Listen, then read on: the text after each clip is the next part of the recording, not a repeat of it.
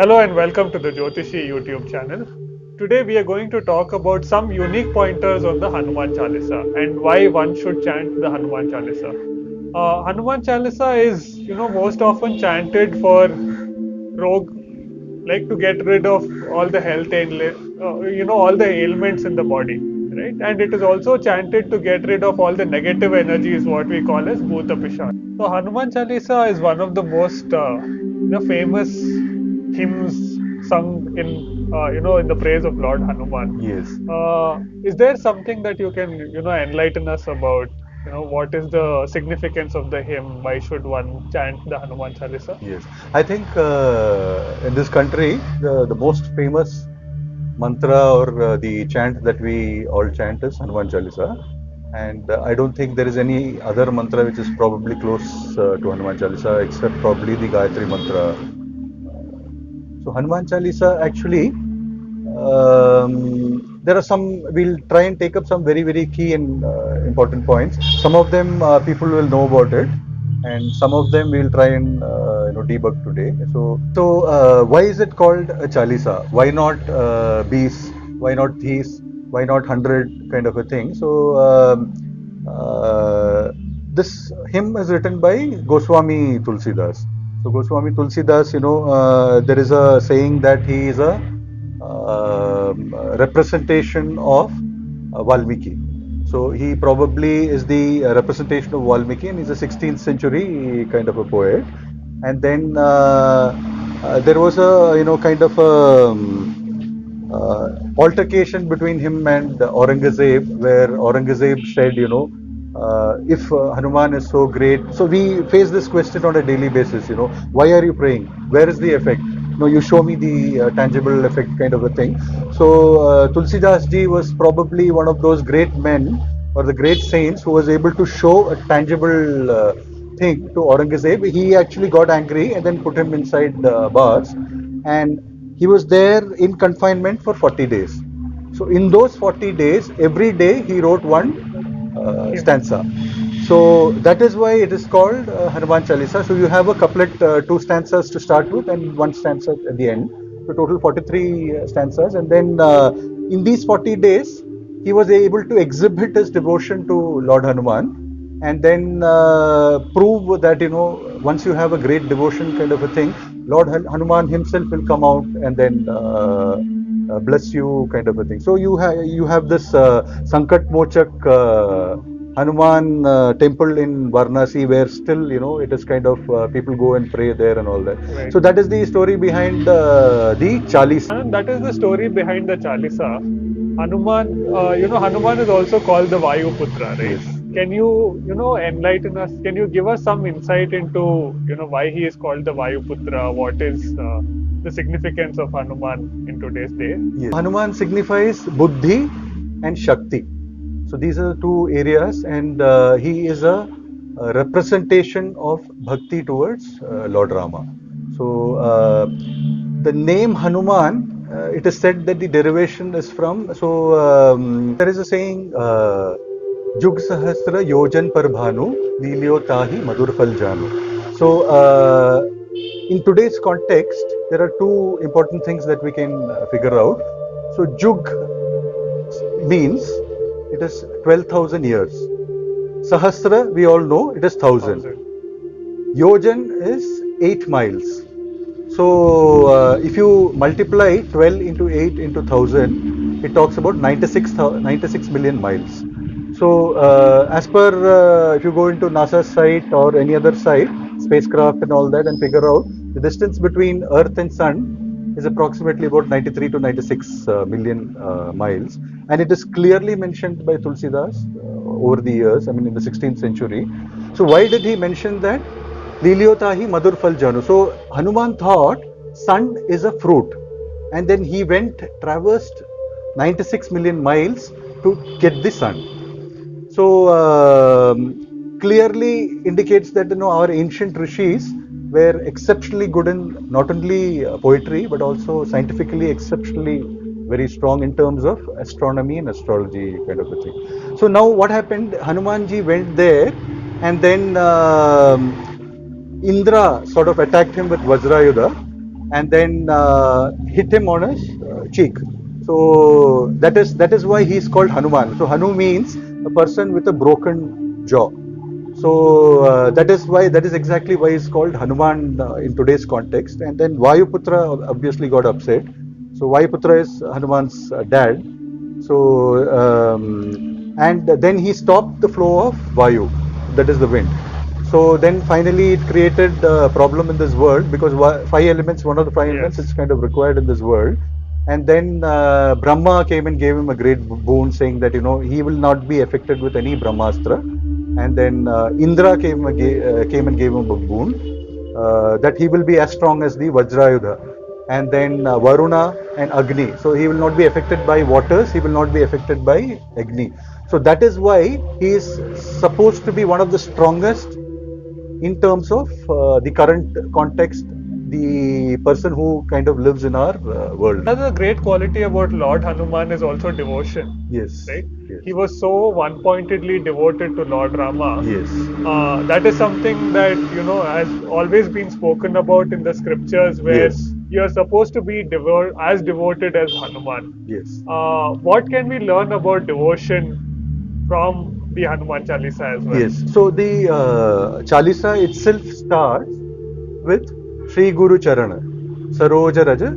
So it basically talks about taking the blessings of Sita Mata, and it also talks about the Raghuvanshi, that is his devotion towards Lord Rama, who is the greatest of the Purusharthas. That means who talks about Dharma, Artha, Kama, Moksha. So his total devotion towards Lord Rama. So it starts from there, and then secondly, it also kind of talks about the evolution in spiritual journey that can happen to you primarily due to bhakti. So it clearly highlights that bhakti is one of the most preferred methods for a spiritual evolution kind of a thing. So now we know this, what do you call, Ashtasiddhi Navanidhi ke Data. So Lord Hanuman is primarily the person who has capabilities of Ashtasiddhis. That is, there are various siddhis, Anima, Garima, Mahima, Laghima and all that. So the ability to contract, ability to kind of expand yourself, ability to get into another plane, ability to understand others and those kind of things. So he is one of the greatest masters and experts in Ashtasiddhi. And the Kuberas, Navanidhis, he is also, for example, Padma, Mahapadma, those kind of things. So he is also a greatest exponent in Ashtasiddhis and Navanidhis. So he is regarded as not only for Bhakti and Shakti, but also for strong devotion and exceptional strength and capabilities kind of a thing. Hanuman as a kid was known to steal the sun. Yes. Right? He represented extraordinary powers. Yes, right? yes. And after he was a part of the Sugriva army, right? And he was with Sugriva, there was no extraordinary story about Hanuman. Right? Yes, But only after he met Lord Rama Yes. is when all his true powers came out. So what Yes. is the significance behind Yes. that? So actually, Hanuman as a kid, there is a story, saying that Hanuman as a kid exhibited his exemplary powers and all that, and after that, one of those tricks kind of hurt a sage, and the sage actually cursed him, saying that for this particular time frame, you will not realize that you are one of the greatest power centers, kind of a thing. It is only after in Kishkinda where he met Rama and then Sugriva, kind of Nala, Nila, Angada, and Jambavan and Hanuman. So these five people, when Sugriva kind of asked them to go in various directions, it is Jambavan's initiative where he kind of made Hanuman realize that you are not a normal person. You are a person with exceptional capabilities, and that is when he kind of, with 3 steps, he crossed over to Lanka and sort of realized his capabilities.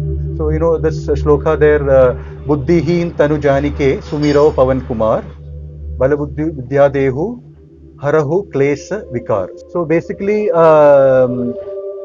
if you chant Hanuman Chalisa, all your kleshas, that is the 5 kleshas, and all bikars. So the six kama, krodha, lobha, moha, madha, malsarya, and your five kleshas, raga, dvesha, and all those things. So total 11. So it is kind of related to your 11 rudras.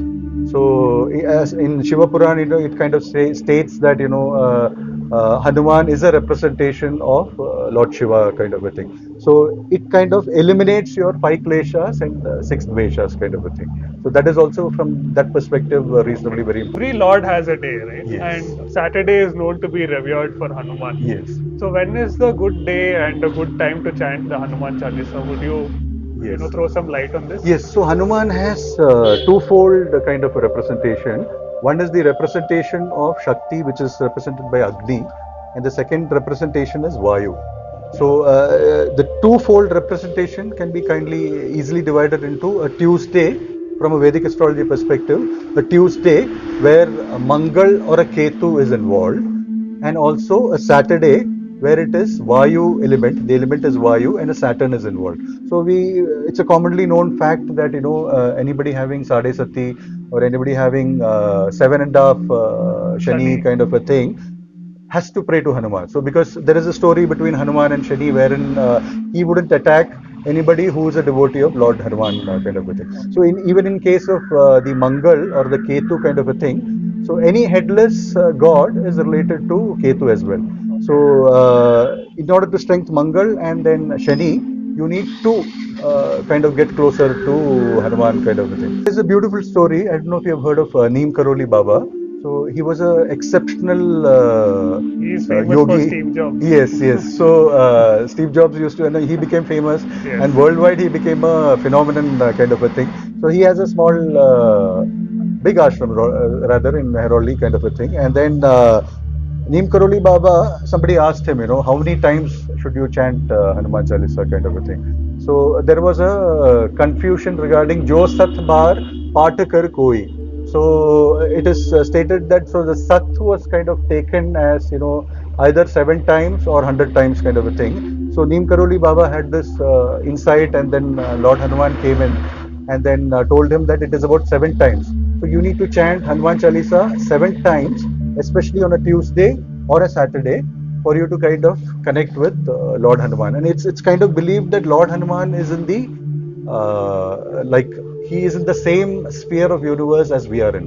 Okay. So he is the most closest. So for example, people believe that they have seen, they occasionally see Sai Baba and those kind of things. So Hanuman is also another deity who is the closest to our kind of a plane. Okay. And Hanuman Chalisa is one of the best ways to kind of connect with him from that perspective. So do we chant this 7 times throughout the day, or is it Ideally a single shot, Okay. but even if you chant 7 times Throughout the throughout day, the it is day, it's fine. okay. So it's also related to one chant per day, leading to 7 days, seven times in a week, kind of a thing. So you're kind of connecting yourself with Hanuman over the week, kind of a thing. Hanuman, as Anand mentioned, is known for his great ability of strength, and also being superhuman at some level, right? Where he could, fly to the sun.